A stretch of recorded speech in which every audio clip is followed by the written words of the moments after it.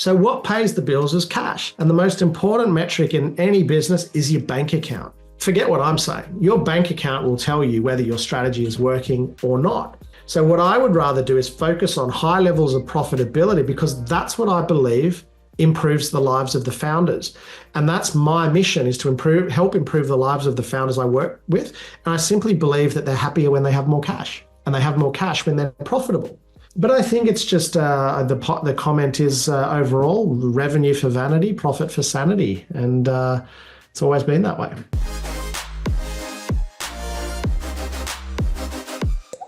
This is Alex Cleanthus, and today we're talking with Paul Waddy. He's the author of the best-selling book, Shopify for Dummies. He was named the best e-commerce consultant in APAC by Yotpo in 2024. He's the chair of the advisory board at the National Online Retail Association. He's an advisory board member for Forbes, and he's the owner of Learn Ecommerce, an online platform for e-commerce brands looking to scale. In this episode, we discuss how to scale an e-commerce brand from startup to over $1 million a month. I hope you enjoyed this episode, and make sure to subscribe to get the latest episodes as soon as they're released. Hey, Paul, how's it going? Yeah, great, Alex. Thanks for having me. How are you doing? I'm very well. So whereabouts are you based? You're Australian, it's like me. Yeah, I'm in Australia. I'm in semi-sunny Sydney at the moment. Semi-sunny Sydney. Yeah, I'm in Gold Coast. So I was in Sydney, but then I moved after pandemic times. I was just escaped, and now I'm kind of just hooked up here. But yeah, I still come down to Sydney quite a lot. But yeah, you wrote the book on Shopify for Dummies. You've been consulting, kind of how many hundreds of thousands of e-commerce brands across the year. So this is going to be a fun conversation about advising kind of e-commerce brands at different stages of their growth, right? And there's so many places that we can take this. So I figure this is just going to be a conversation, and we'll see where the conversation goes. I have a few questions, and I've done my research on you, so I know that you've got a fair few kind of really solid kind of nuggets in there. So I'll try to extract them for the audience. But let's start with this, right? You've seen a lot of e-commerce brands over the years. So what kind of brands succeed and what fail? Let's start with that, because I'm sure you've seen it. I'm sure you've seen it all.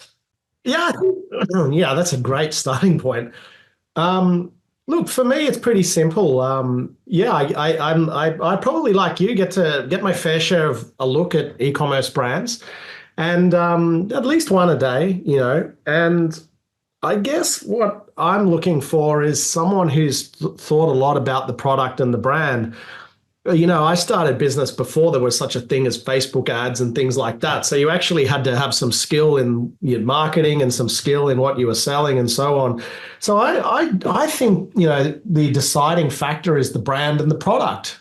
If you've got a product that solves a problem, or, let's say I work with a lot of fashion brands, let's say you've got a cult following, you've managed to manifest that kind of cult following, everything becomes easier. But when you're a generic brand and you're selling generic products and your strategy is just to pump money through Meta, well, that's not exciting for me.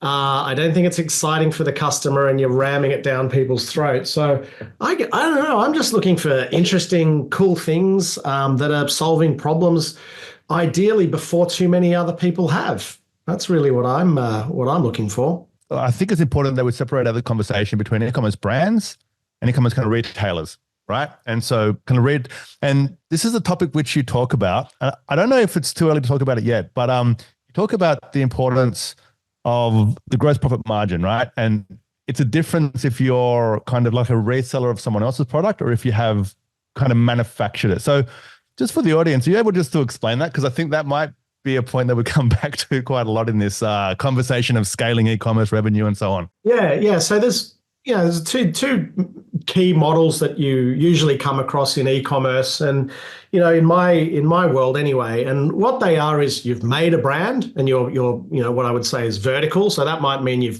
might have invented a product, or you might be white labeling a product out of China, or doing OEM, creating a fashion brand or something.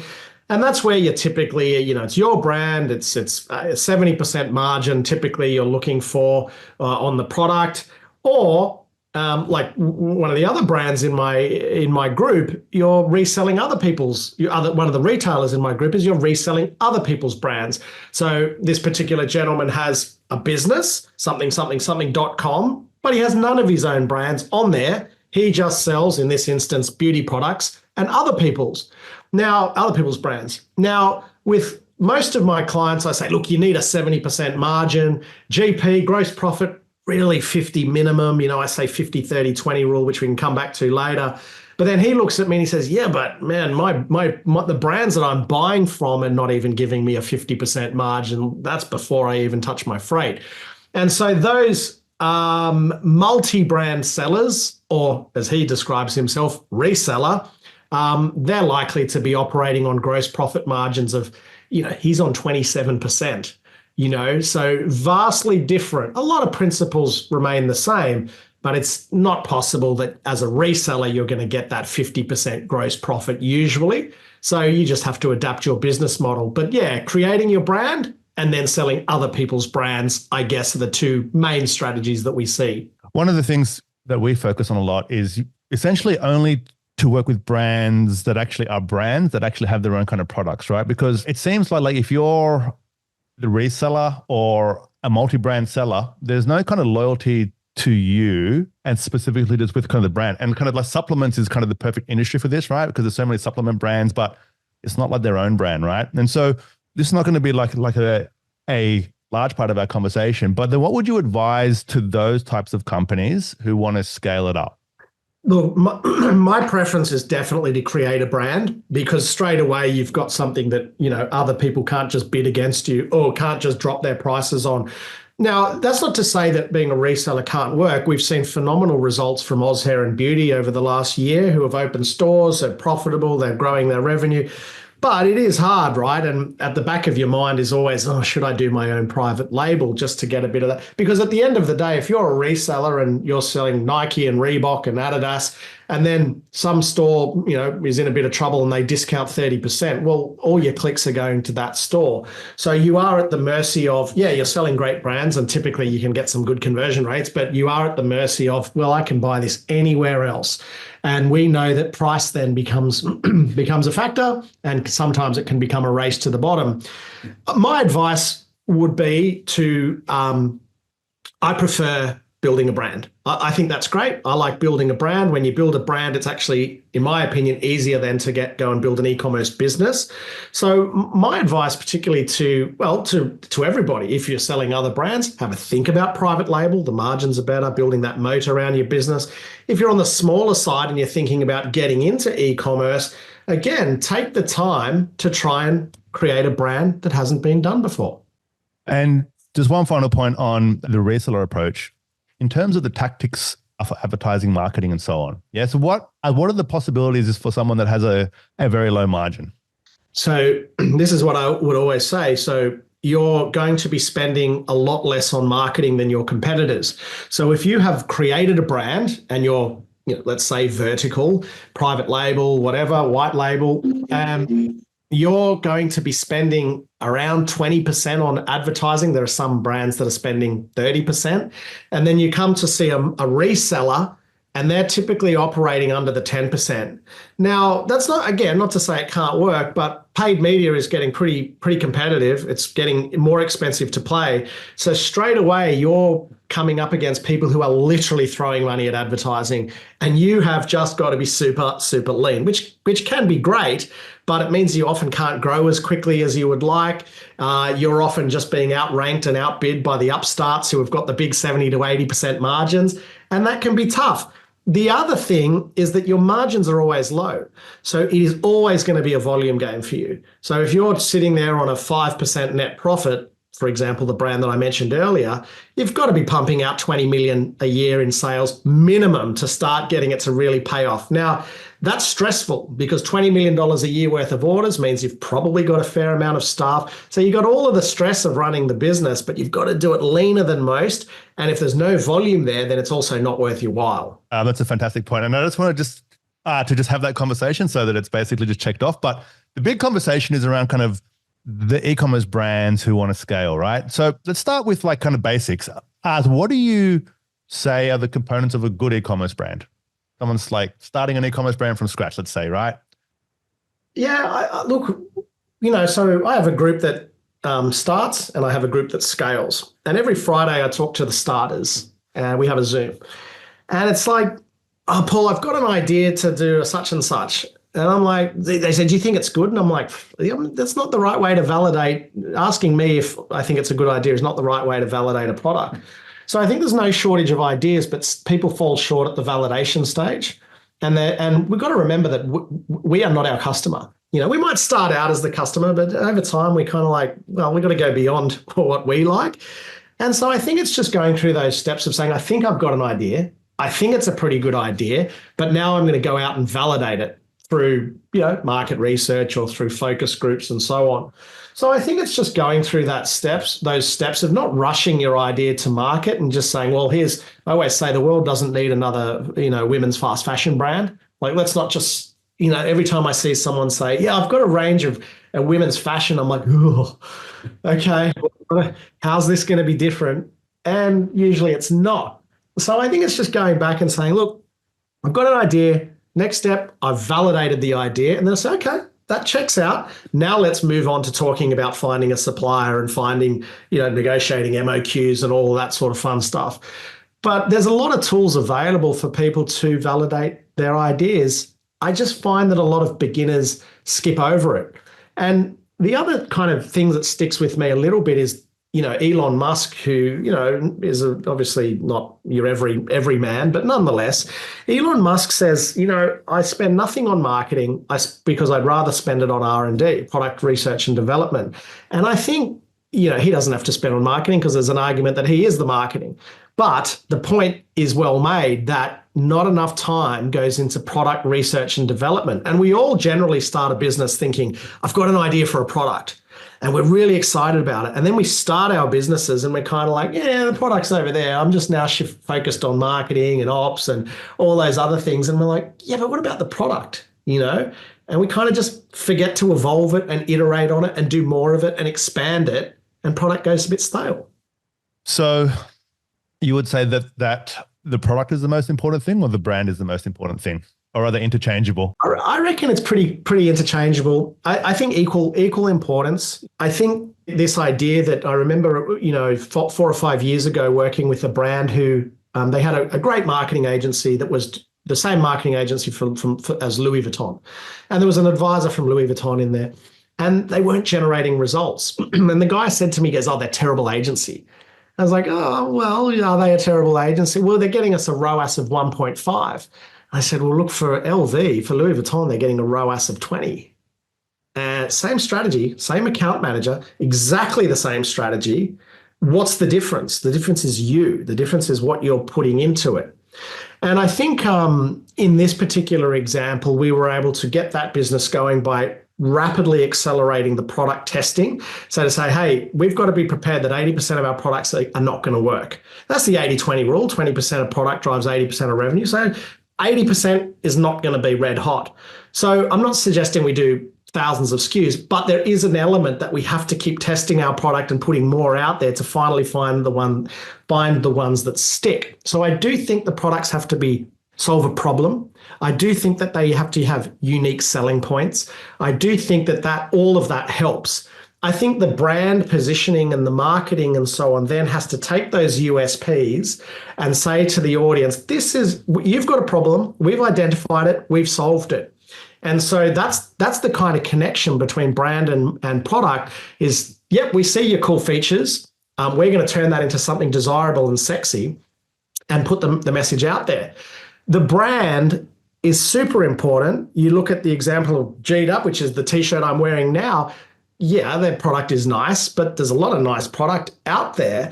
But the brand has developed a cult following, not the clothes. The brand has developed a cult following that people want to belong to. So that now when they drop a product under the brand once a month, it'll sell out in minutes because people want to be part of the brand. It's almost like a club. The brand is like a club in a way. So to create that community environment where people just love you, right? Because that's exactly the thing. And it's especially the case for fashion, right? Because fashion's kind of all the same. It's all the same product, but it looks a bit different and so on and so on. But it's the brand that sells it, right? Yeah. And so how do you develop that community, or like in your experience? Yes. What have you seen that's been like some interesting approaches for how people can start to create the community and to develop that brand? right? Because sometimes it happens even before they have a product sometimes, right? Yeah. But they're starting out and they're building something. And so what is the best thing to focus on? And what have you seen? Yeah, that's a good example you use of sometimes people have a following. So there's a couple of brands that I work with who had podcasts first. And when I saw them come in, they said, yeah, we've got a podcast, we've got this many listeners, and we dropped a little bit of merch and it sold out. And I'm like, guys, you've largely done the hard work. You've put the people first, you found the people, and then introducing the product to the people is easier. The other way around is harder, where you've like, I've got a product, now where do I find the people? Because then you're just paying for the traffic. So I always get excited when I see someone and, influencers and so on, and they've already got a following. It's like, oh, well, this is going to be a little bit easier. So if you are one of those people who've already developed a following, or you're thinking about developing a following, whatever, that's a great strategy first, is develop the following, introduce the product. I think if you don't have a following, and again, I think G-Dup's a reasonably good example of this. He had a business that failed, had stores and whatever, but wasn't really making money. He reconnected with community. I think his car broke down in Sydney somewhere, and he had a 40-minute walk to, somewhere to home. And so he just jumped on Instagram and he created these, I'm talking about Jake, the founder of G-Dup. He just created these walk and talks where he's just got the phone out and he said, all right, I've got 40 minutes here. Let's have a chat. And he would chat to his community in the same way that he would chat to his mates, unrehearsed, straight on, and organic, authentic. And there are a few brands doing this really well. I think Fate the Label does it really well on YouTube. I think she connects really well. I think Tara from Proud Poppy does it really well on socials as well. And what I notice is it's generally unrehearsed, and it's generally like just, hey, we're here. I think it's hard. Like I've definitely seen people try and create a community and fail. And I've also seen lots of really smart entrepreneurs who aren't great on social. And I've seen a lot of fear. I think we've got to start somewhere. We've got to understand the pillars of what we're posting about. And it is social. Really, social media drives the community these days. But we've got to develop a following for something. And we can't develop a following or develop a community around flogging product. I think that's really not the answer. I think we've got to develop a community because we're entertaining or funny, or people like the way we dress, or people like our tips on health, or people like, I think these are the pillars, is find your pillar that your community looks up to you for, whether that's music or art or surfing or whatever it might be, and they'll find their way to your product. But I think building community around flogging product is just impossible, or very, very hard. I think that's just you've got to spend a lot of money doing that. And by this, like my community they follow me because I give e-commerce tips. Now, you've got to find what you're good at and find your home. And that's why it's hard. Like, I think if I just started posting randomly about, men's fashion, probably I would develop no community because I'm not an authority in that space. This is why sometimes it's interesting for brands to, not always essential, but to start a brand in an area that you're pretty comfortable. I might be great at pickleball and I start a pickleball business. It's not essential, but it helps because then when I'm on socials every day, I'm not flogging my latest pickleball racket. I'm giving tips on how to improve your backhand. And so people follow me because this guy gives pickleball tips. So again, like that's not to say you have to be a subject matter expert, but it certainly helps to build a community of people who follow you for some reason aside from here's the deal of the day. Sounds like people need to become kind of a creator, right? A content creator, and this is kind of almost scary, right? Because like if you're starting from scratch there, for example, you want to build a community, the risk is you need to be authentic, and people are shy of being authentic until something happens and they don't care anymore and they just start talking. And at that point, then people can connect with you and either hate you or like you, but at least you polarize and you're not in the middle, right? So it feels like that's kind of maybe like the scary part kind of thing for lots of brands. Yeah, 100%. And I get that all the time with brands that just say, I'm just not good at it. I'm not comfortable. I can't for legal reasons be on because my employer, whatever. And I'm like, that's fine. I don't have an answer for you aside from saying you got to work that out. It's 2024 and we're not going to be prominent on socials. I just don't think that flies anymore. Like if we're in e-commerce in 2024, moving into 2025, you've got to be pretty good at socials in some capacity. If it's not you, you're going to be one of those people who has to outsource it, But again, you've got to, I remember I don't know, maybe we become Daft Punk, we wear helmets while we're DJing, so no one, or Banksy, we have an anonymous identity. I don't know, that's up to the brands to work out. But what I will say is that you got to park that reluctance and just do it. And I don't know too many people who feel confident about posting on day one with no followers. There's every chance you're boosting your posts to get more visibility in the early days. That's okay. Like that, everybody does that. Everybody has the same fear that when you go live, you're talking to no one. But guess what? That's how it all started. And I think it's just being brave and pushing past that and posting every day and committing to doing it again and again and again. And after 30 days of doing it, you'll have some traction. You'll have some data about what worked and what didn't, and you just rinse and repeat. But it's a numbers game, like it is. We all want the viral post, and we should try controversy, try humor, try our different pillars that we think we might be good at. But at the end of the day, it most certainly is a numbers game. We've seen that time and time again. The more you put out there, the more likely you are that something will catch and catch fire. But one thing we do know is if you don't try, we know that the outcome is that you'll not get any results. So we're all the same. Like we're all starting somewhere. It's the ones I find that are consistent, that builds over time, and the ones who have some edge, controversy, polarizing, really great at a particular talent. They're really informative. People use socials to be entertained and informed, not to be sold to. So we got to think, right, in my space, and I know it's hard if I'm selling women's dresses, how do I do that? I get it. It's hard. That's why business is hard. But we got to find our angle and ask ourselves, why would people actually really follow me? What can I do and say that's kind of interesting? And that's the challenge. From the type of product and the business model, right? There's fashion, there's consumables, there's appliances, or kind of white goods. The categories of e-commerce are so kind of vast, right? And some business models are better than others. Yeah. So what would you say, is there an ideal kind of business model or not really? Because obviously kind of certain things will scale faster, slower. Yes. What have you seen?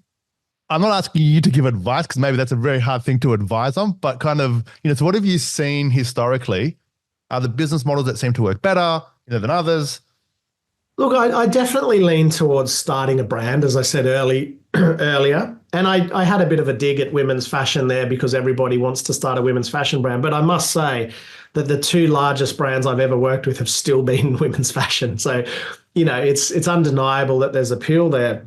I think it's all about supply and demand at the end of the day. And I think if I was starting again or looking to scale something up, I think that I would be looking for something, I don't mind saying what I think is a good spot right now, like infrared saunas and ice baths and stuff. Probably bordering on too late now. But nonetheless, why is that good? We saw an increase in Google searches. So trends.google.com. So, that's interesting. That is rapidly on the up. Sort of hitting Alibaba and stuff to see whether there's an overflow of supply, because the demand's there, but is it oversupplied? So I'm sort of saying, well, I want to get in before the supply is over the top. So then what I'm kind of doing is going to Google and typing in infrared saunas, and I'm looking at the main players. Now, if I see Target and Walmart and Costco, I'm out. You can call me there, I'm out, and I'm moving on to the next idea. But if I see John's Saunas and Jim's Sauna, Pete's Sauna, and there's a few small players and I suss them out on SimilarWeb, or might have a bit of a poke around SimilarWeb, and I see that, a bit of traffic, in other words, I think, can I take these guys? And importantly, I don't see them on Temu. Yeah, that's a good one. So if I'm saying yep, demand's up, they're not saturated, I'm in. And it's just that concept of supply and demand. I think the problem is often when we launch brands or work with brands is twofold. One, people are selling products that have no demand. And what I mean by that is they're just not hot. They're kind of there's no Google volume. It's you might be just too early for your time. But that's a hard slog because what ends up happening is low conversion rates, having to drive a ton of traffic and force the sales down people's throats. Or you kind of see the other way, which is there's a lot of demand for the product in general, but it's oversaturated with supply. This concept of supply and demand is like if we think about buying a house, if I'm in a street where it's a nice street and two houses in the last decade have come up, well, you can be sure that when the third one comes up, that people will pay a premium for it and it drives the price up. But if there's, two houses every month on the market, then I'll get the next one. And that's the concept of supply and demand. And I think that in retail, or particularly online retail, is we worry a lot about influencing demand, and we can't always. Like, we have this idea that somehow increasing our ad frequency increases demand. And it doesn't. Dialing up your ad spend, which is, I call that out because it's a common problem at the moment, is people just like, yeah, I'll just spend my way to success. And the only winners there are Facebook. And Temu will outspend you there anyway. And you can't influence supply in demand. What you can do is influence supply. So what I mean by that is you might think about, instead of oversupplying your product, I'm starting to see a lot of brands undersupply their product and move to a more traditional US apparel model of dropping product in hyper limited quantities once a month, selling it out and going again. I'm really interested in that model at the moment because it doesn't work for everything, but you can see it in some categories like clothing and pajamas and stuff like that. But I'm interested in that model because it understands that supply demand is what it is. Yeah, we can show more ads, but we can't click our fingers and magically find 1 million more customers for our brand. So what you end up doing is increasing your advertising spend, and your frequency goes to 1 to 2 to 3 to 4 to 5. You're just showing the same people the same ad over and over again. That's not to say that doesn't work. Like, frequency is important. But if you flip it on its head and say, well, I can't control demand, I can influence it, but I can't control demand. What I can control is supply. I'm going to control the supply. I'm going to do the very best product that I can. I'm going to do it in such a way that it's limited edition, or I'm going to partner with an influencer. I'm going to do partnerships with other brands, or I'm going to do hyper limited drops, or I'm going to do one of a kind, never to be repeated. I can influence supply. And I think not enough brands do that. I think so many brands are just overbuying on stock, putting as much as they can out there, jamming ads down people's throat, finding themselves overstocked, having to go on sale, clearing the end of season stock, and just falling into that rut of oversupply and average demand. And I think people just need to pivot a little bit and think about what they're doing with their brand and product strategy, and maybe even taking a couple of steps back before you go forward again. There's some great points. There's so many things to discuss. I'm going to try and keep it concise because there's a lot that I want to get through. There's a fantastic point. I was going to ask, at what point has a startup now just moved to scale? Like, all right, cool. So now I've experimented, whatever. I'm hitting this month. I'm hitting kind of like a specific amount per month of revenue. Yeah. So what is the point that it's like, all right, I've got something now. I've got something. Is there like a number that you've seen? Yeah, I reckon there is. Like, you sort of see people typically get stuck at launch, obviously, and they're like, oh, I'm not getting any sales.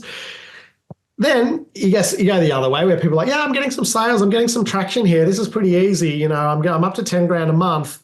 Oh, I've hit 20 grand a month. And then typically, you often see brands scale pretty quickly to 100 grand a month. Even solo operators, there's definitely some solo operators that I've seen that are still doing about 100 grand a month by themselves from home. And then they get stuck under 100. And it's like, I just can't push through 100. And there's a couple of reasons for that. You often find they've done a pretty good job running their Facebook ads themselves, maybe, but they're kind of like just tapping out a little bit. And that's when I always say, well, 3 months in a row of you getting stuck on 80 grand a month and your MER, your marketing spend is blowing out a little bit, you've capped it. Maybe then time to look at an agency or someone else to do your, because you can very clearly say, hey, your job is to take me past 80K a month. So you've found your ceiling, and then you can pivot on doing other things that will help grow the brand, better creative, better copy, new product. I reckon once you're past 100, you're absolutely away. You will find like that you can probably, if you cruise past that 100, you've unlocked something, you've got your marketing spend ticking away at a reasonable amount, like 20% or something, your margins are good. I reckon you're going to find yourself on the path to 500 grand a month. Not super quickly, but quickly enough. I reckon then you get stuck again at 1 million a month. And I've seen heaps of brands stuck at that point. And it's just doing the same thing. It's saying, well, we're stuck here. We've kind of reached a new ceiling. What next? That might be hiring some key staff, again, adding some marketing channels, maybe more aggressively rolling out new product over the year. But I reckon if you've gone past the 20, 30, 40 grand a month and you're charging to that 100, I reckon you're pretty well. You're doing pretty well. You'll probably get stuck under the 100K a month. Once you move past 100K and you're doing it on about a 20% marketing spend, I'm rubbing my hands together. I think you're away here. Basically, if you've got a net profit of around 20% or so, you've built yourself $1 million entity. You're absolutely away. Any way you look at it, even if you gave up one day and said, I'm sick of it, you'd probably flip your business for $1 million. So yeah, hit that 100K. You're as good as on the way to $1 million. And it's much easier for an agency to take you from 100K to 500K than from 0 to 100K. The point from 0 to 100 is just the most amount of time, pain, sweat, tears. You don't even know what's going on yet, right? Like, and this is what I've seen all the time. That so hard from 0 to 1. Good tip. And I think that's, a warning for agencies probably to promise too much to those brands, because it is pretty hard to scale them. And again, if you're a brand, just take it to your ceiling first. And I reckon you should be able to get it to over 50K a month running your own ads, but there'll be a point when you do tap out. And that's where it's time to bring in an expert. But absolutely push it as far as you can yourself and then flip it to an agency. But as an agency owner, I would be rubbing my hands together when someone's got to 100K a month themselves, rather than someone I'm doing 13 grand a month and it hasn't really been working. Can you take over? I'm like, oh, hell no. Because those smaller accounts also are typically higher touch and therefore less profitable. So ironically, the ones who have got their act together, scale past 100 grand a month, are often lower touch. You can scale them and therefore scale your own business as well. So I think it's important for, agencies just to be a little bit selective with who they take on and what they promise them. 100%. And so you said as soon as you hit 100, so you can outsource some components of it, and then you can get to 500 and then to 1 million and then past 1 million. What are the key things that an e-commerce brand has to figure out to step from 100 to 500, or for example, 100 to 300, and then from 300 to 750, right? Because there's some pretty big steps, right? And maybe this comes back to the 50-30-20 rule, or maybe this is the breadth versus depth. Like, I'm not quite sure right now just which path is the best way to go from here. But I'm kind of opening it up for you to say, just where do you advise people to go? The breadth versus depth is an interesting point, because that's something that I say to brands to challenge them to move outside of their normal product range. Because what you'll find is, depending on your industry, pretty hard to tap out in women's fashion at, $1 million a month. But you'll find that your sales organically slow down at a certain point, whether that's 100 grand a month or $1 million bucks a month. And you sort of have to think, all right, what do we do then? The answer is not to scale up our spend. We might look internationally. However, pretty unlikely that unless you're doing 20 million a year, it's pretty unlikely that targeting the US is your next logical step. There's a lot of Aussie brands that can do 20 million out of Australia and then worry about US. And you burn a lot of cash in the US in the early days. So then logically, product breadth is something we have to look at. Now, a lot of people will say, I've posted about this before, and people say, no, single product all the way. And I'm like, sure, if you've invented the Theragun, or if you're selling the Udi, fine, that's cool. That's your go. But I'm playing the averages. And the averages would tell me that the brands that I've seen work en masse, not exclusively, but en masse, tend to have reasonable product ranges in terms of they're doing a fair bit of stuff with their product. And so what I would say is you just see these brands sometimes get stuck on their product range. They might be doing an iPhone case and then it's kind of like they've rapidly accelerated and it's kind of just stagnant a little bit. It's like, well, people don't need that many iPhone cases. They buy one every 2 years. What next? And so you reach that ceiling and you're like, oh, well, maybe I'm going to start doing wallets. And so product breadth over depth is something that I said to say a lot of brands buy too much stock. And it's probably the number one reason that I see brands going insolvent is just overbuying on stock. And so I say, look, the customer doesn't care how much depth you've got in your product, whether you've got 100 units or 500 units. Customer doesn't care as long as they can get the unit. So instead of work out how much stock you need, I typically would say 3 months cover for a brand that's importing. If that's 100 units, don't buy 300 units, buy 100 units and then replenish them in 30 days. Take that other money that you were going to spend on the 500 units and try something new, because it's still the case that if I walk into like a physical store and I'm like, I need some sneakers, some hiking boots. If I walk into a store and I see 6 hiking boots, I might be like, they don't feel comfortable. I don't like the color. If I go into the next one and I see 30, the averages will tell me that I'll have a better chance of buying from the store that has 30, because choice often leads to a conversion rate increase. I'm not saying do 100 pairs of hiking boots. I'm saying find the balance where you've got enough choice, but you're not cannibalizing. And so a lot of brands will just start cannibalizing though and doing more of the same category. And growth can come from category extension and expansion. Is to say, great, you've done the hiking boots, what next? Well, now we're adding the hiking water bottle or the hiking backpack. And so what we're trying to do there is 2 things. One, get more out of our existing customer who's in the mood to buy the shoes, and we should always provide product based on the motivation. So the customer is in the mood to go hiking. While you're buying the hiking boots, here's the water bottle. Not here's the 2nd, 3rd, 4th, 5th color of the variants can kill a business as well. Too many options.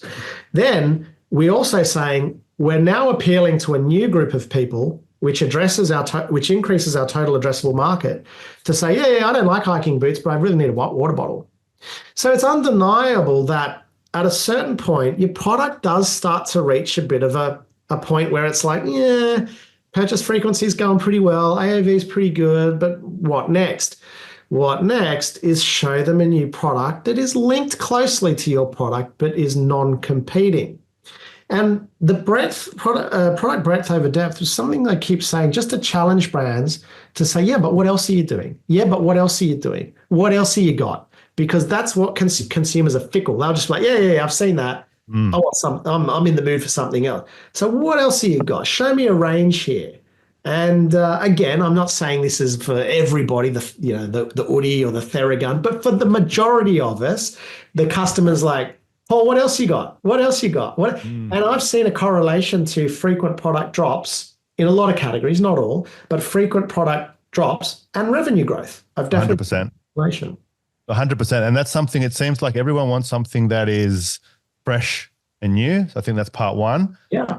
I really like how you explained it on your YouTube channel. You talked about if you focus on the breadth, then you don't kind of purchase as much stock for a particular kind of line, and then you pay yourself back like in the first month, and the second and third month are all kind of the profit and the OPEX. And then what happens then is then you don't have to sell, or what's it called? To discount. Yeah. 100%. And so I really like that thinking. Yeah. So could you just expand on that? Because I don't think I explained it properly. No, that's a good one. That's a good one that, I work on a lot with brands, and you see the brands that, often make a lot of cash. And firstly, there's a difference between being profitable and being solvent and having lots of cash. And you see great brands who are profitable run out of money. I want to say that off the bat. Some of these closures in Australia, they haven't been non-profitable. They've been profitable, but run out of money. And again, usually it's inventory. So what you'll find is this thing called the cash conversion cycle, which is to say the moment that we pay for our stock, the clock starts ticking, like any investment, actually. If I buy shares, I'm watching them every day. Are they going up? Are they going up? When are they paying me back? But for whatever reason, we buy stock out of China particularly, and we're like, yeah, have a 30% deposit. Yeah, have 70% before you ship. Yeah, have the money. And then it's on a boat or it's coming here, and we're like, yeah, it's fine. I'll just borrow more money. And you're like, whoa, what's happening here? So the formula is the golden ticket. And I understand for people listening that this is not going to be easy from day one. But if you're an established brand doing decent volume, this is where you need to get to. So the golden ticket, and I'm going to talk about having your own brand here, particularly importers, 70% margin, right? I almost think that these days it's pushing 75, cost of doing business so hard. So I'm almost going to say 75 is the new benchmark, but whatever, let's say 70. So 70% margin means you've got a 30% COG. You know, if I sell something for $100, I'm buying it for 30. Now, the goal is this. When you import out of China, you're typically taking about 2 months to manufacture and ship. So what that means is if I buy 3 months worth of stock right now, I land 3 months worth of this t-shirt, I know I can repeat it in 8 weeks, 2 months. So I've got 30 days just to chill, to sell it and see what happens and either cull it from my range or reorder it. Oh, it's going really well. After 3 weeks, I'm going to reorder it. And I know that'll take 8 weeks. So my reorder will come just as I'm running out. So that's where I get the 3-month cover from. That's just land the stock just as you're selling out. Now, the golden ticket here is if I ask my manufacturer for payment terms, and they are doing them out of China, like this is something we're working on in our group a lot with brands, no deposit. I'm giving you no deposit. All right, it's going to take you a while to transition to those terms, but that's the goal. I'll give you 30%, I'll give you all of the money 30 days after receipt of goods. Now, you can do protections on that, lines of letter of credit and stuff, but let me just assure you that these deals are out there. So I'll give you 30 days, I'll pay you for this shipment of shirts. I've bought 100 grand worth of t-shirts. I'll pay my Chinese supplier 30 days after I land them. So what happens is I land them, then I start selling them. Now, I've got a 30% COG, 70% margin. Now, I've bought for 3 months. So I start selling these t-shirts. And if I've bought for 3 months cover, that means at the end of 1 month, I've sold a third of them because I'm on track to sell out in 3 months. So after 30 days, I've sold 33% of my t-shirts, right? So I've made 33% of my sales. My COGS is 30%. So that means in that first 4 weeks, selling 33% of my range means, let's say they're 100 grand, I've sold 33 grand worth of t-shirts. Remember, my cost of goods sold on the t-shirts was 30%, and I bought 100 grand. So my purchase order cost me 100. So I've made 33 grand in week 4, and I give my supplier 30. And that's the deal. And then month 2 and month 3 is just an accumulation of cash. That's what David Jones did to me when I was 23. That is what traditional retailers do well that online retailers need to learn. We don't just cop payment terms. We've got to negotiate. Business is a two-way street. And the businesses that make a lot of cash are the ones that are always cash positive. I know it's hard, but you can do it. I get the money first, then I'll pay my bills. Not the other way around. I'll pay my bills, often over ordering, buying too much stock. And then instead of 3 months cover, I've accidentally bought 6 months cover. I'm finished. I owe that guy money, but my sales haven't come in, so I borrow again. You got to unpick all of that and work around getting your suppliers to finance or fund your business, and not the banks and not the short-term lenders. So almost the most important thing you can do to build cash is order for 3 months cover and work really hard on your suppliers to give you 30-day payment terms. And if you're a business that's doing in the millions, you absolutely should be having that conversation, because those deals are being done out of China at the moment. Not just out of China, but in general. But payment terms is so important for that cash conversion. And I just want to add, it's very sophisticated thinking, right? It is extremely cash flow positive. If you can make it happen, and you can make it happen, it does happen out there, 100%. But if you can just get your head around the fact that if you over purchase on stock and it doesn't sell out, it takes you a while to get back your money. Then you get stuck and you have to sell stuff at a discount, and then you hurt your brand. because now it becomes like a discount brand, right? And that's what a lot of companies get stuck. I've got too much stock, it's going to expire maybe or not, and I have to sell it just for the next kind of drop. And hopefully everyone actually wants it. And if they don't want it, then that's when you start to get into this kind of the dangerous territory, we'll call it. Yeah, 100%. And customers know. Like, they know you're going to go on sale again in 2 months, and they'll wait. The same way that you can train them that you never go on sale, they're smart. They'll know the brands that go on sale. We all do it. Like, we all know, there's a sale coming up. So yeah, again, if you think about that scenario where instead of selling all your stock in 3 months, you accidentally over order or get your sales forecast wrong, and you sell it out, you're expected to sell it out in 6 months, and Shopify gives you all these reports. Then all of a sudden, after 30 days, you're on that 8-week lead time. After 30 days, you need to replenish this black t-shirt because I've sold out of mediums and larges and it's on fire and I want to double down on it. And then I'm like, yeah, but instead of 3 months cover, I bought 6. Instead of breaking even after 4 weeks, I'm breaking even after 9 weeks, but I need to order after 4 weeks. Something ain't adding up there. But unfortunately, a lot of brands will just borrow, place the order, or as you say, just go on sale, get that cash in to place the next one.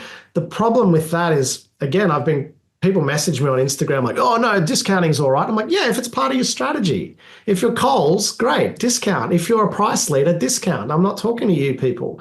I'm talking to the brands out there who for 11 months of the year, or 90% of their marketing talks to quality and affordable luxe and this and that, and then we're like 30% off, 20% off. That strategy is just a juxtaposition. That doesn't work. If you're a price leader, make price your thing. If you're not a price leader, don't make price your thing. It damages the brand. So in scaling from 100K to 500K up to like $1 million, so part one is to get across kind of the cash flow of the business, right? Because that's going to be the fastest thing that actually hurts you, right? Because that's the danger zone, right? Because I was going to ask you about, what are the biggest kind of reasons that an established e-commerce brand fails? And it seems like it's overstocking on the inventory or competitors and so on, right? Like, is that like kind of the main kind of areas, or like are there other areas that you've seen as well? The two areas that I've seen businesses fail, and lately I've been interviewing a bunch of businesses that are in a lot of trouble. One is over-ordering on inventory. You should turn your inventory 4 times a year, which again means every 3 months selling the black t-shirt. A lot of brand owners are buying tremendous amounts of inventory and not knowing how to calculate. It's like putting petrol in your car. There is a certain amount of petrol that your car needs to get you from A to B, no more, no less. The same thing exists with product, but most people don't know how to work it out. So they just buy what they think. They buy to their factory's MOQs, or they buy whatever. Now, there's a formula to all of that sort of stuff. So definitely overspending on inventory and then being in a desperate position. And I would always rather sell out than be overstocked. Why? Because if I buy 100 of these and I sell 100 in 2 weeks instead of 3 months, am I upset or happy? I'm happy because I've made all the money that I thought I would in much less time than I thought I would. That's a happy day for me. But if I order 1,000 of these, sell 100, I'm super stressed. I would always rather be understocked than overstocked. Not always like in terms of, fix it, but in terms of the two. There's nothing wrong with just ordering a bit under, because then if people miss out on buying, they won't miss out the next time. Whereas if you're overstocked and you go on sale, there's no urgency. The other area that I think people get it wrong is in their marketing spend, where they don't know how to work it out. Their margins are a certain level, and it's pretty easy to work out how much to spend on your business, right? I always start like this. I'm not a guru. I don't tell you, you've got to spend 30% on ads because that's the norm. I don't tell you that. The first question I ask if you work with me is, tell me your net profit goals. Tell me what do you need to do with your life? You want to buy a house? You want to tell me, great. How much money I unpack that. And then we sort of say, all right, so 20% is your goal, right? 20% net profit. We agree on that. Cool. That's come from the brand. And then I say, show me the margin on your product. I say, margin, blah, blah, blah. After freight, gross profit's 50%. There's your answer, right? So I've got a GP of 50 and I've got a profit target of 20, that means I can only spend 30. 50 minus 30 is my 50-30-20 rule. 50 minus 30 equals 20. I have 30 left to spend on running my whole business, of which we then divvy that up between wages and marketing and so on and so on. Where a lot of brands go wrong is they don't work that stuff out, and they just say, I've got a brand. I watched a video on YouTube that told me you got to spend 30% on ads. And it's like, yeah, but your goal's different to that person's on the video. Like, they might be making 100 mil, you might be in a 3% profit, So I think people just rush into it. There's so many little frameworks like 50-30-20 that can help you and just upskilling in them. But I think just listening to people who tell you that the answer is pumping money into ads, and like very quickly you can sit down and be like, yeah, cool. So I just want to tell you why your business will never work. You've got a margin of 50 and you're spending 40% on ads. We haven't even touched on wages yet, and you've got 10% left just to break even. That's like putting a square peg in a circular hole. It just doesn't fit. And people just kind of just rush into that sexy stuff of I'll just spend my way to success. And unfortunately, they lose money. So I think ads and inventory is where we tend to overinvest. And do you also think that lack of innovation, like as in like, yeah, so they had a product, it was pumping, and they just kind of got lazy on it, and they didn't focus on breadth, and they just focus on depth because it was just working. Like Theragun, for example, like that's not only going to go for so long, and then has to have something else, right? It has to have something else. And that's the thing, like when someone says like, oh, I just haven't been able to grow. And I'm like, cool. What in the last 6 months, what's the most exciting thing you've done with your product? I'm like,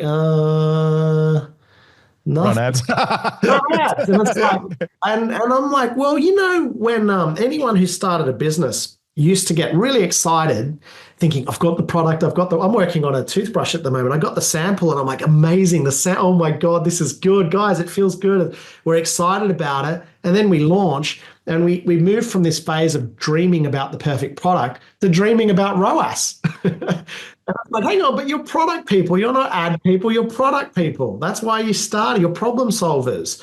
What happened to that innovation and that R&D? And I think you got to innovate or be left behind, because you'll have Temu and Shein snapping at your heels. They'll knock your product off, and then what?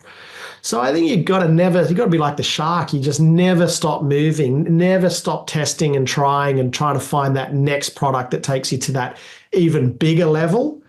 I think it's laziness. I think people just get lazy and focus on the sexy stuff. Well, the bias, the human bias. We focus on what we're good at and what we like.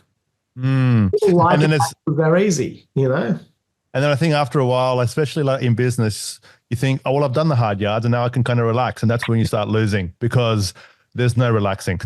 There's no relaxing in e-com land. Everyone wants a piece of it, right? It's a constant hustle. It's never stopping. And it's like, and I feel it's hard because you'll drop an amazing range, and the brand, like often I'm working with a brand, I'll say, oh, that's a great drop. So what do you got next? And they're like, what do you got next? I'm like, yeah, like we got to move on, because you said it earlier, like when you drop cool product, you can create content around it and fresh ads, it just drives interest. So it does drive traffic and interest and engagement and sales. And it's just part of that flywheel that you need in your business. What do you say because obviously there's the average, okay, let's call it. And then there's the top brands who are just like scaling up through paid media, right? And, it's a strong kind of ROAS, like the demand is there, it's pumping up, right? And they're going for kind of market share, and they're kind of foregoing profit for the short term. Now, I know this kind of goes against your 50-30-20 rule, but I know a second ago, it's not a fixed rule, but how do you, because sometimes it is the land grab, right? Because there are some. And so how do you advise those types of companies who are going for scale, say, for example, like a 5X, right? And they'll invest in the 5X. At what point, also, what are the metrics to be careful of at those points, right? Because it can be really good, but it can also not be, right? So what would you advise to those types of brands as well? Because there's a few of those out there these days. I mean, I look at all of them and they're doing some amazing things. Well, it looks like from the outside, right? Yeah, there are. There's a few catch-22s there, and that's the good point though. And even for people listening who are starting, it's unlikely that starting your business you're going to be able to get away with spending 20%. You know, to gain market share, you're probably going to have to spend 100% for a few months. So, yeah, but this is why the 50-30-20 rule, the beauty of it is they're ratios, and ratios move. And you'll notice there 5 minutes ago, I said, what's the first thing? I don't come in and say, hey, you should be spending X. Actually, no coach, guru, advisor should ever tell you that. What they should say is, cool, tell me about your goals. Now, if that person says, listen, we're doing a land grab here and we just want to break even, great. That's your strategy. That's your goal. Let's craft the strategy that matches your goal.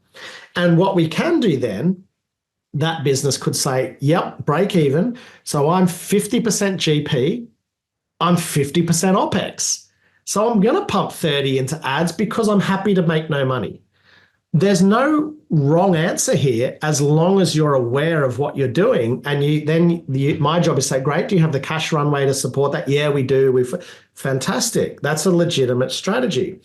Where it goes wrong is when businesses say, yeah, so I want to do the big land grab, but I also want to make a 25% net profit. And I'm like, well, your GP's 50 and you're spending 40, that leaves 10. Those numbers will never add up. So I think it's important for any brand or even advisor is to just flip that back and say, it doesn't matter what I think you should spend, because we should all have different strategies.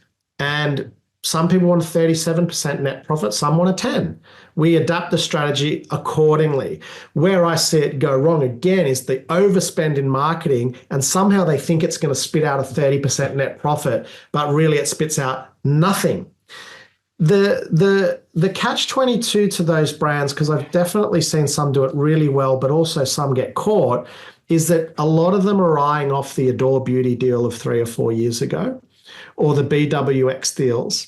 Now, those deals ain't around anymore.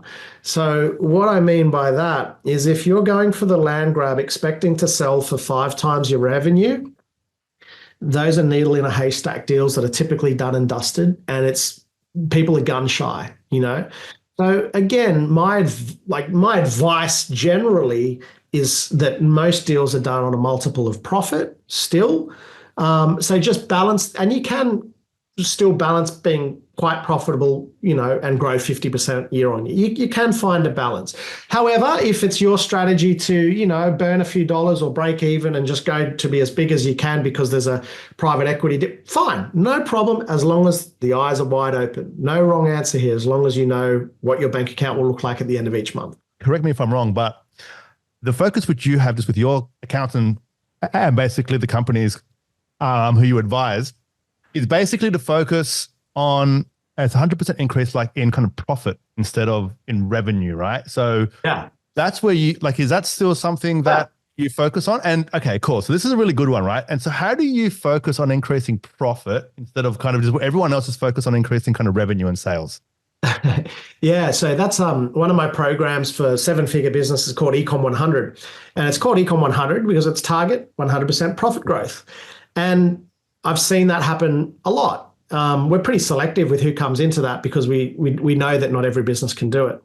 But why I do that is I started my first business in retail and online retail when I was 23. And I borrowed a lot of money to start it. And I felt that crushing pressure of expectation. Now what I've learned is that if I go to the bank, and I'm more of the belief that if you start a company, spin off dividends, you can invest that to make more money and so on. That's largely speaking my philosophy is that I believe you can make more money over your lifetime spinning off profits and dividends and reinvesting that into other things, as opposed to waiting for the big payday where you cop capital gains tax. And now that's my personal belief. Where that stems from is going to a bank to buy an investment property and them not giving a shit about your bank balance, but caring about your serviceability.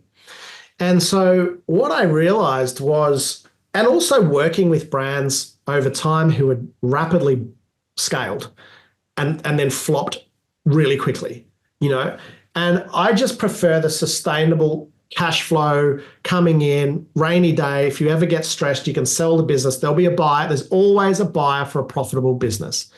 Not so for unprofitable businesses. So I like that.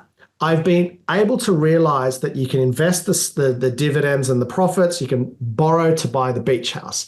You can borrow to buy the bigger house. You can borrow to, you can put your kids through the better school. But when I go to school with my 3 girls and I try and enroll them in the best school and I'm showing them a Shopify screenshot of a week sale, they don't care.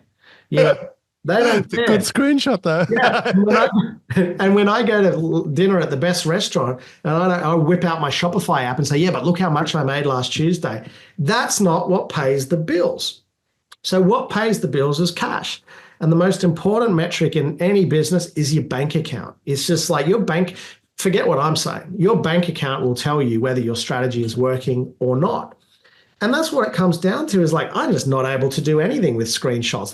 As I say, Shopify screenshots don't buy you beach houses, because what I could do is I could buy a ton of inventory, leverage it to the wazoo, spend a fortune on ads and show you the most impressive screenshot you've ever seen and be finished in 3 months. And that's what happens. So what I would rather do is focus on high levels of profitability, because that's what I believe improves the lives of the founders. And that's my mission, is to help improve the lives of the founders I work with. And I simply believe that they're happier when they have more cash, and they have more cash when they're profitable. The other thing is, when you start spinning off those dividends or spinning off more profits, you can actually start to take that and invest it in new product lines, or invest it in asset and machinery, or invest it in, I don't know, some out-of-home advertising, some TV, some billboards, and you can actually then accelerate your growth even further. You don't have to pull all of the dividends out. But I think it's just the comment is overall revenue for vanity, profit for sanity, and it's always been that way. And I think it's everything that we've spoken about in this podcast so far, right? It's essentially having good product that has some strong margin. So it's not over investing in advertising. It's kind of just knowing your numbers, having the drops. It's being smart with kind of the cash flow and the terms and negotiations and so on. And just getting just super particular about every single step in the process. And if you can be that particular, which is hard, obviously it's hard, then that's maybe how you do it. Yeah, that's why speaking with somebody like yourself that's had a lot of years of experience and who consults on this all the time is probably going to be helpful for these kinds of brands, right? Because I'm sure that you'll tell them how it is. I'm sure that you'll tell them that maybe their baby is ugly a little bit right now. You know what I mean? That's what my wife says all the time. She goes, oh, you're a bit harsh. I say, yeah, but I take my job seriously. If your idea sucks, I'll tell you your idea sucks. And it also is not about me being perfect or me I've been there and done it. I've had the big debts. I did it when I was 23. I know what it's like, and I know what a terrible life that can be if you get it wrong. And I know that there's a lot of people out there who will glamorize it and just say, let's crank this spend up, baby. You're going to get to the big leagues. And I'm like, since when did business be about how much you could spend? As far as I'm aware, I've always worked out that the way to get rich is, sure, bring a lot of money in, and 2, spend as little as you can to do it. And the gap is yours. So it's kind of like 2 jobs: be efficient and get sales, not just get sales. And that gap is really, really hard. I mean, I'm sure that anyone who runs business knows that gap between spending and the spending and keeping is constantly a challenge, especially last 3 years, inflation, everything, competition. So for people who want to be part of your coaching program, right? Because it sounds like a lot of e-commerce brands, who I know and who I speak with all the time, they need this kind of consulting on top of marketing agencies and other consultants, right? So how do people get involved with you? Yeah. And who do you help first of all? And then how do they get involved with you? Yeah, so look, essentially I do 2 things. I have a program so you can get in touch with me at paulwaddy.com or learnecommerce.com.au, my website, or just follow me on Instagram at Paul Waddy Ecommerce. I do 2 things. Ecom Start, which is you've got no experience, but you want to start an online business. What do you do? That's for you. I've got Ecom 100, which is for brands that are 7 figures or, they're not 7 figures, but they're on the right track. And so I interview them and work out whether I think they can make it. So I have this saying, and I've got a team of experts across product and finance and so on, but it's pretty intensive. So what I always say is we don't want everyone. We want the right ones. I'm not looking for 2,000 members in my group. I'm looking for the ones that can make it, And then I'm in the results and reputation business. I need people to go away and say, man, we did this, we quadrupled, or we did, and then the rest takes care of itself. So yeah, if that sounds like someone listening, you just hit me up on one of those channels, and then we start with a bit of a 10-minute audition where I ask a bunch of questions to see whether I think you can make it, because that's important to me. No point me talking about profit, this and that, and then I just start invoicing people who I know are going to churn in 3 months anyway. So it's really important about picking the right ones, and the ones that you can work with, like the ones that get the frameworks. They have a desirability to learn, because it's hard, it's intense. And then we've had some brands get some amazing results, and always looking for people that want to kind of join and try and get to that next level.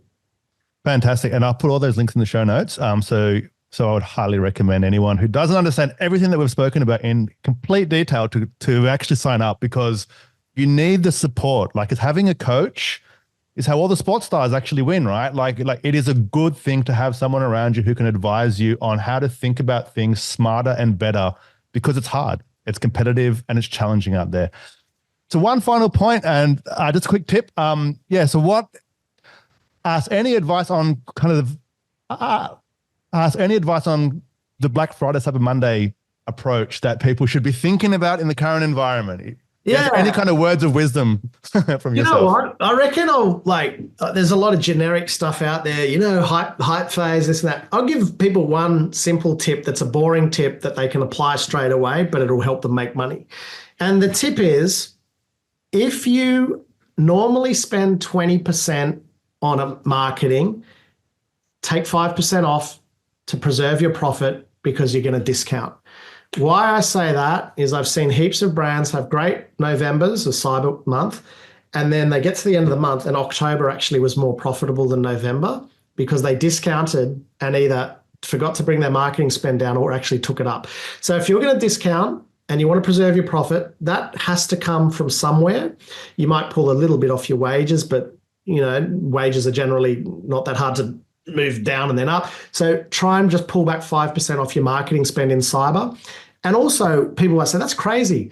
If you're a brand that's discounting and you think you're a great brand, would you really need to spend the same percentage that you always do when you're on sale? So just think about that. Drop 5% off your MER to allow for a nice profitable cyber, and focus on your own audiences. So make sure that you're driving that SMS list, driving that email list. That'll scoop in a lot of the revenue on the first day, and then your paid media can come in and scoop up the rest. But just preserve that profit by taking 5% off your marketing spend if you intend to discount. These are some great points. I hope everyone has enjoyed this conversation. There's a lot of nuggets in here. I would highly recommend just to contact and just get in touch with him, just to make sure, like, if there's something that can help you, just have a conversation. It's super easy, and it can really, really help you. And I can see this already for our clients as well. There's a lot of people who seem to have just kind of have fallen into something that's just working, and they don't even know how it's working, but it's working, right? And so it's really hard to get from that point up to $500,000 a month, right? So speak to someone who's done it and who's helped I don't know how many companies, because it's going to help you a lot. Thank you so much for coming on the podcast. This has been such a great conversation. I'm sure my audience is going to love it. Thank you so much, Paul. Thanks for having me, Alex. Loved it. Thanks for listening to the Growth Manifesto podcast. If you enjoyed the episode, please give us a 5-star rating on iTunes. For more episodes, please visit growthmanifesto.com/podcast. And if you need help driving growth for your company, please get in touch with us at webprofits.io.